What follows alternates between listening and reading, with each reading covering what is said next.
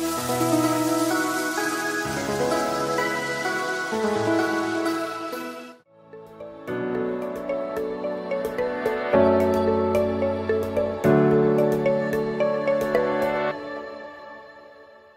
Jemaat Tuhan, senang sekali boleh berjumpa kembali dalam Renungan Kingdom Devotion hari ini.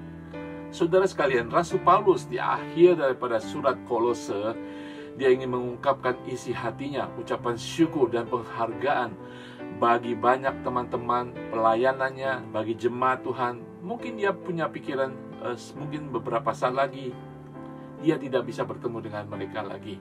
Disinilah kita bisa melihat kebesaran hati seorang Rasul Paulus. Begitu dia mengucap syukur kepada Tuhan untuk setiap orang-orang yang ada, yang membantu, yang bekerja bersama dalam pelayanannya.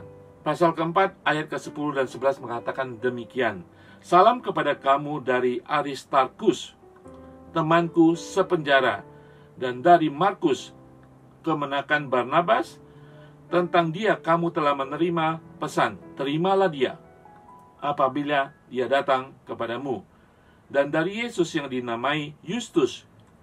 Hanya ketiga orang ini dari antara mereka yang bersunat yang menjadi temanku sekerja untuk kerajaan Allah.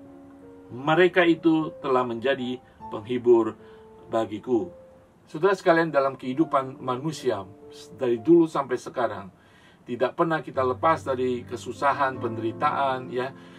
Mungkin ada dalam kehidupan kita merasa sendiri saat ini. Kalau kita boleh melihat, ada banyak komunitas-komunitas yang terbentuk karena penderitaan, karena senasib. Mereka ingin saling mendukung, saling menguatkan ketika salah satu dari anggotanya mengalami kesusahan. Saudara sekalian, demikian dengan komunitas orang Kristen, orang percaya. Sekalipun kita beriman, sekalipun kita tahu kita adalah anak Allah dan Tuhan segala-galanya bagi kita, dan Tuhan adalah pembela kita, ada kalanya dalam kehidupan kita merasa terbeban, terpuruk, mengalami masalah. Di sini Rasul Paulus memberikan teladan yang luar biasa. Dari penjara, dengan semangat yang masih tetap menggebu-gebu, dengan semangat masih yang luar biasa, dia ingin memberikan apresiasi kepada orang-orang yang ada di sekelilingnya. Saudara sekalian, kita perlu orang-orang sekeliling kita. Rasul Paulus mengatakan dua hal yang luar biasa. Dikatakan seorang temannya bernama Aristarkus, temanku sepenjara. Di dalam penderitaan, di dalam penjara, dia memiliki teman yang saling menguatkan. Dia menghargai temannya ini, walaupun sama-sama di dalam penjara.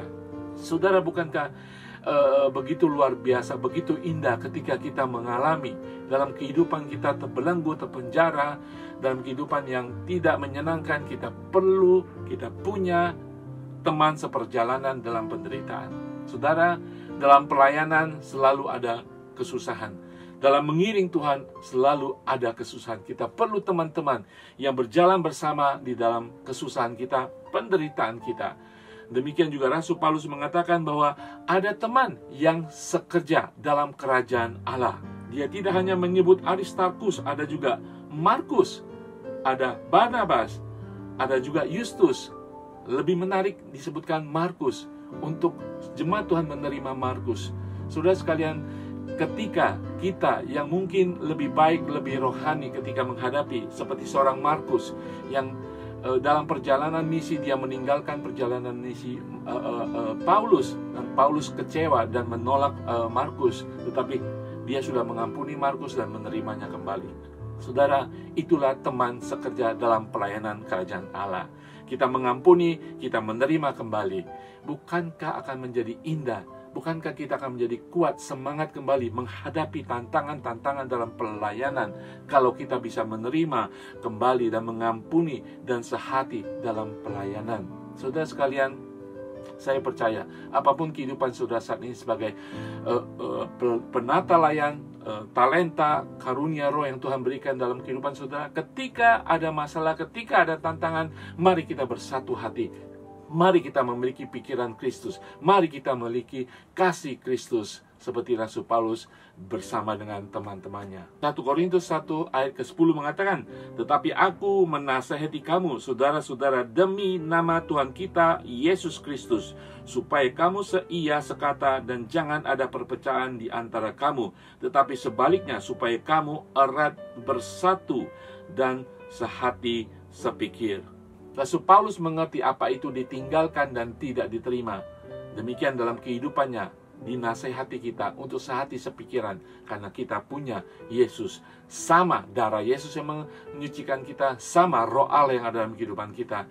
Mari kita tidak bertentangan satu sama lain. Kita bersatu di dalam suka dan duka, dalam pelayanan, dalam kehidupan iman kita. Haleluya. Bapa di surga, terima kasih Tuhan untuk nasihat-Mu Tuhan.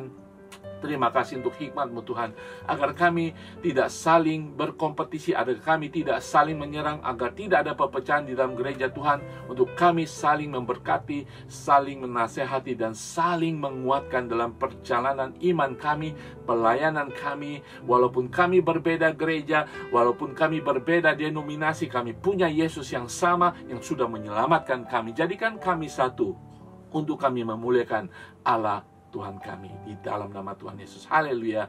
Amin. Saudara sekalian, mari kita bergiat dalam pelayanan di dalam Tuhan.